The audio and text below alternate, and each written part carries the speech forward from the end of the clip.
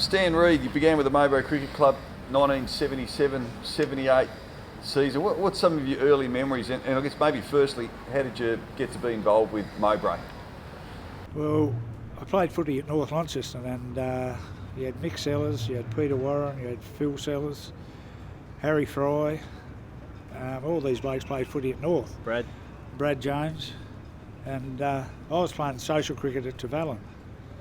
And I came in when I was 15, and I played with St Helens, and I went and played with Tavallin for 5 years, just social cricket.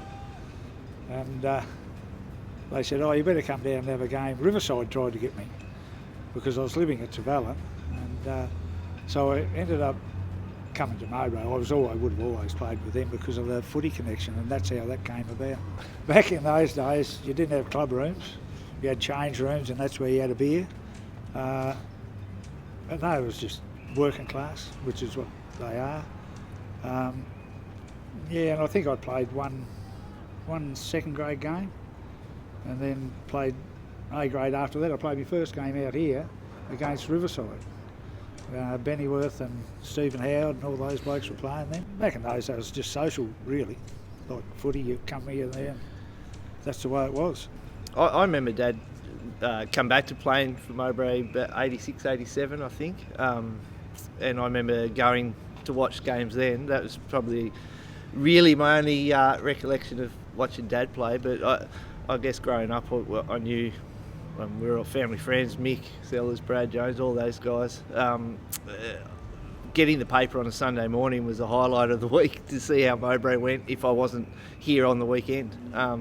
So I guess before I'd started playing, it was way back then. And then, once I was old enough to play, there was nowhere else I was going to play.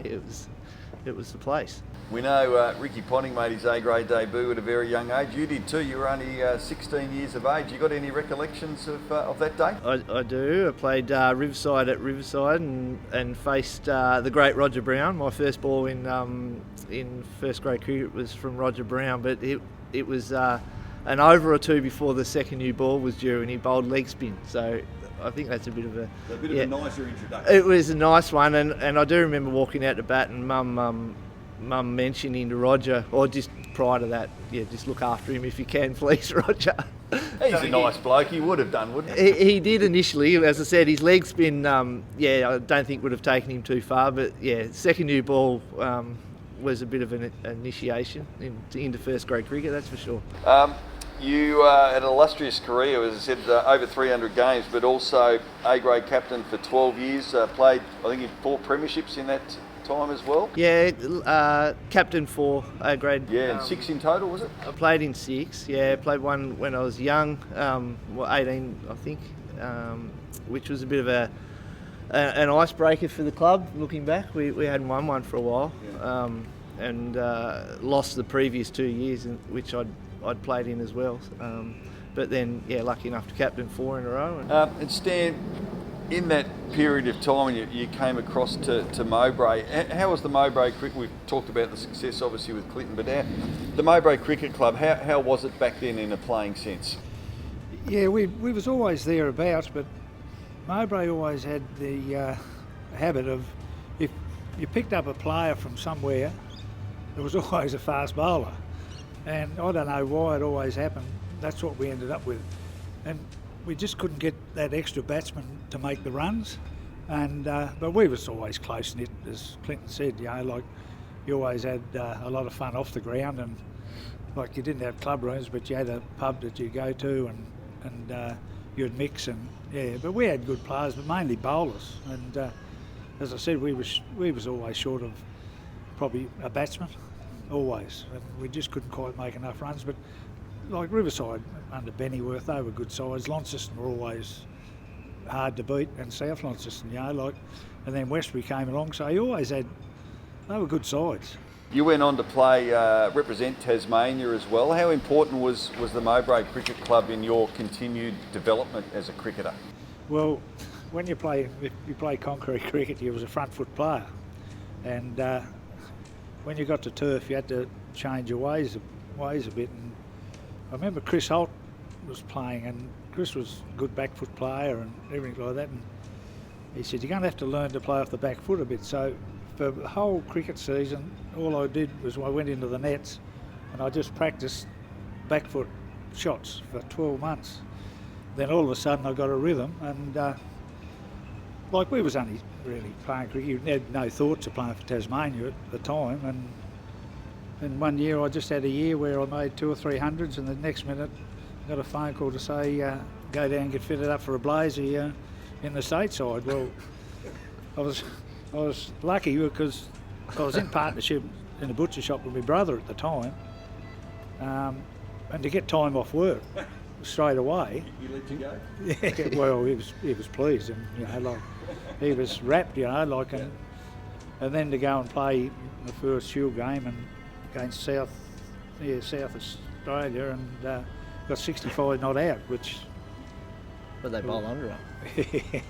Yeah, it was quite funny. If you want a story, Bernie, Davo was captain, and Bernie was obviously. So Davo's in Brian Davison. Brian Davison. Yeah. Anyway, we had the team meeting the night before, and Davo said to Bernie, he said, well, you know about the bowlers. He said, tell them about the bowlers. And, he said, they've got this Sam Parkinson. He's left arm. He said, he's not real quick, but he said, he's got a damn good bouncer. You've got to watch it. And I said, oh, right. So next day we front up. We're 3 for 8 or something like that, and Bernie's been pinned by Sam Parkinson, and I'm next in. With a bouncer, was it? Yeah, clipped him, split him open up in hospital, Bernie.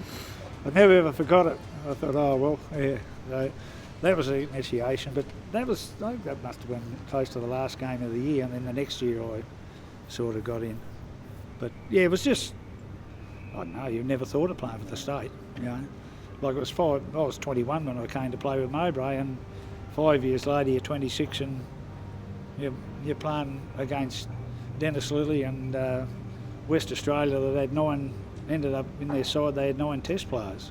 West Australia, like Rod Marsh and Lilly, I remember sitting in the Devonport change rooms, and back in those days after the game, the side that had been batting would come in with a fielding side and have a drink.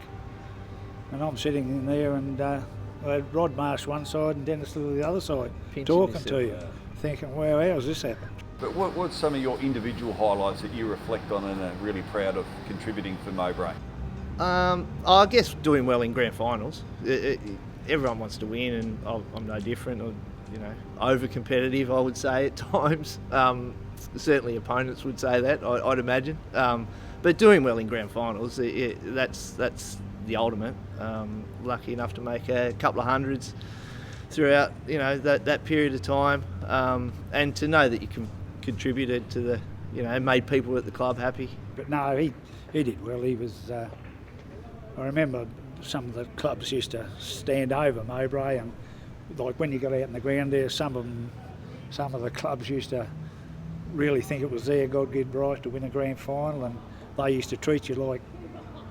And I remember saying to him one day, mate, it's got to be dog eat dog. You've got to get back into these blokes.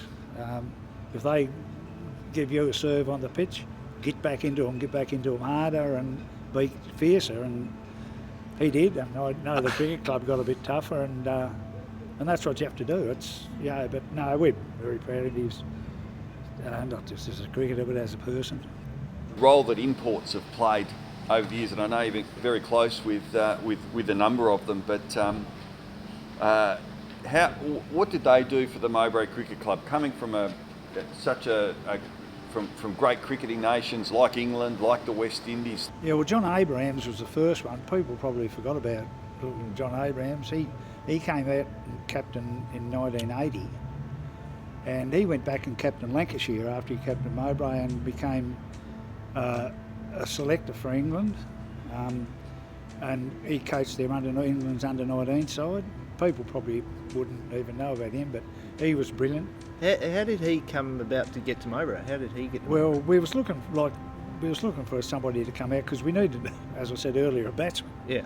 And he was on. Jack Simmons may have even put us up to it to get him, but see, Jack played with every other club and hadn't played with Mowbray.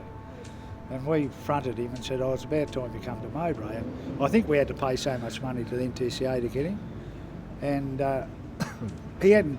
I don't think Jack had played in a win grand final in NTCA cricket until that year. He played with us, and then Franklin came out, and we had Rosemary Tucker, who was on the committee for NTCA, and she came to us and said he'll want to play, because we're only playing 5 games, he'll want to play club cricket. So that's how we got him, and they were fantastic. But Franklin didn't play in our grand final side because he had to go back. He was only contracted till the end of the Sheffield Shield season and roster game, so he didn't play in our grand final. But they were good. They, like Jack was brilliant. Jack was one bloke that he was just amazing. I remember one night at the NTCA ground, all these kids come onto the ground, and there would have been 50 of them, and he knew every one of those kids' names. It was unbelievable. He could call them by name. He just knew them. He was just unreal, just that sort of person. As I said earlier, Franklin was nocturnal. He lived with us. Nearly got me divorced because we couldn't get home after a game of cricket. We'd have to go to Regine's at, remember that was Alton Vale Road. They used to have a nightclub there, which is Archer's Manor. On the way home. On the way home. And my car, he'd grab the steering wheel. So you wouldn't get home till 2 o'clock. But he'd come home at 3 or 4 o'clock in the morning and then sleep all day. I remember Mum trying to vacuum the floor once, and Franklin was on the floor, and he just rolled. She vacuumed where he was, and he rolled back. And he was watching the kids show. Yeah. Over 300 A-grade games, obviously a number of premierships, but you've been a club coach, committee member. When you look now and you see the club obviously getting to host a grand final here at this incredible ground at Invermay Park, but for Mowbray to be in that grand final, and really up until probably an hour or so before, it could have gone either way on that final day. How do you see the future of the Mowbray Cricket Club? Because it seems to be very strong, and it was a great season. It was, and I think that whole weekend was a really proud moment for me personally, but for the club. It was very, very successful off the field, on field.